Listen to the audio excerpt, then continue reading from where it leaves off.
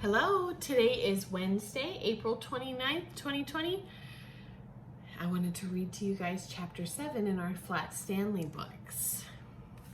Chapter 7. Where are you, Emma? In the late afternoon sunlight at the remains of the old Merker building, the Lambchops and the Weekses watched Chief Johnson prepare Stanley for his rescue attempt.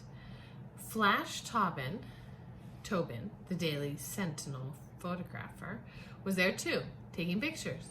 Mrs. Lambchop had supplied 2 slices of bread and cheese, each wrapped in plastic, and her grandfather's flat silver cigarette case filled with grape soda. Chief Johnson taped the bread and cheese packets to Stanley's arms and legs, the cigarette case to his chest, and gave him a small flat flashlight. Then he led Stanley up to the tall crack in the wreckage. "Emma," he shouted, "fella's coming to help you. When he calls your name, you holler back. Here, so he knows which way to go. Got that?" Emma's voice came faintly. Yeah, hurry up, I'm starving." Chief Johnson shook Stanley's hand. "Good luck, son." The evening sunlight glowed warmly on the red bricks of the fallen building as Stanley stepped close to the crack. Mrs. Lambchop waved to him, and Stanley waved back. How handsome he is, she thought. How brave, how tall, and how very flat. Stanley took 2 steps forward and disappeared sideways through the crack. A moment later, they heard his shout. "Hey, it's really dark in here." "Hay is for horses, Stanley," Mrs. Lambchop called back. "Oh, never mind. Good luck, dear." This was a dark, greater than any he'd ever known. Stanley could almost feel the blackness on his skin. He clicked his flashlight and edged forward without difficulty. But then the crack narrowed, slowing him. The bread slice on his left leg had scraped something, loosening the tape that held it.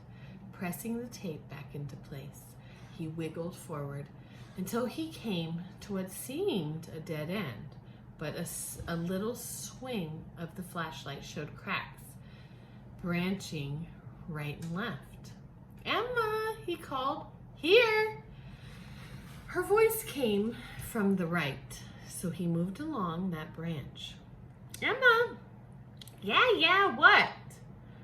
"When I say your name, you're supposed to say here. I already did that." He followed another crack to the left. "Emma." No answer. Stanley managed a few more feet, then quite suddenly the crack widened. Called again. "Emma." "Bananas." "Keep talking," he shouted. "I need to hear you." "Bananas. Here. Blah, blah, blah." "Whatever. Hey, I can see your light." And there she was. The crack had widened and become a small cave at the back of which Emma sat. Her jeans and shirt were smudged with dirt, but it was most surely Emma squinting against the brightness of his light. "You!" she exclaimed. "From school, the flatty." "Don't lose your temper," Stanley told himself. "I was the only one that they thought could save you."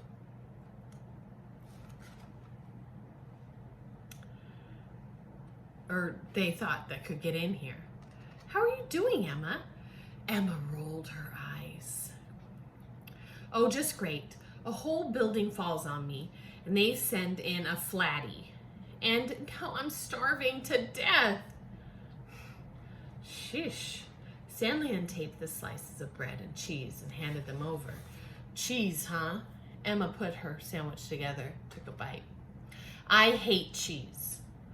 Got anything to drink, Flatty? Please don't call me Flatty. Here, he held out the silver cigarette case. Emma rolled her eyes again. I am not allowed to smoke.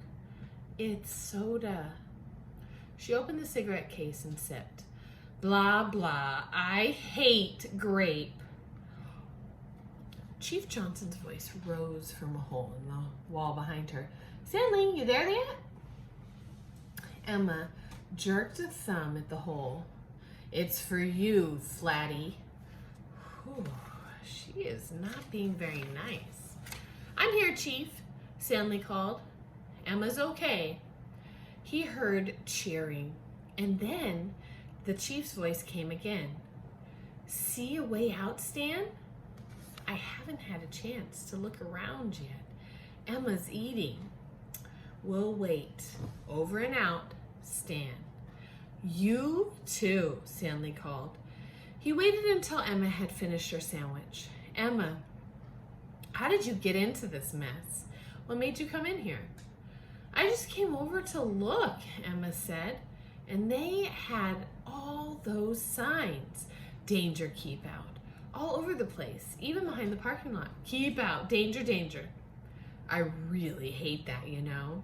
So there was this door, and it was open, so I went in. She finished the grape soda. Okay, let's go. Not the way I came in, Stanley said. I could just barely squeeze through. And we have to be careful because I know, Emma interrupted. Chief, what's his name, kept telling me, don't move around. The whole rest of the building might crash down. So I'm supposed to just, live down here forever? This door you came through, Stanley said. How far did you have to come to find the cave that we're in? Who said anything about far? I just got inside, and there was these crashing noises, and the whole building was shaking, and I fell down right here. The crashing went on forever. I thought I was gonna die. Calm down. An idea just came to Stanley's head. Just where was his door? Do you remember? Over here, over there, or over there somewhere, Emma pointed into the darkness of the corner behind her. Stanley swung his light, but saw only what seemed to be a solid wall of splintered boards, rock, and brick. Emma pointed a bit left, then right. Maybe there, I don't know. I was supposed to take pictures or something. What difference does it make? We might be just a little bit inside that door, Stanley said. And what we want is to be just outside of it. Moving closer to the corner, he saw that a jagged piece of wood protruded at his waist level. It came out easily when he tugged, followed by loose dirt. Emma stood beside him. Why are you making this mess? He poked a hole with a stick. Maybe I'll find. Dirt cascaded from the wall covering his shoes. He saw light now, not just the little circle from his flashlight, but daylight, unmistakably daylight. Ooh, said Emma. Stanley made the hole still larger, and they saw that the door lay on its side across the bottom of the hole. Wreckage limiting the opening on both sides, but it was big enough they would be able to wiggle through. He ran back to the wall from which Chief Johnson's voice had come. We're on our way out, he shouted. We'll be in the back, in the courtyard. Got it, came the chief's voice. Great work. Stanley turned to Emma. Let's go. Oh, I'll get dirty, silly, said Emma. Maybe we could just, come on. Don't yell, Emma said, but she crawled quickly through the hole with Stanley right behind her. Tomorrow we'll read chapter 8, Hero. Have a great day, guys.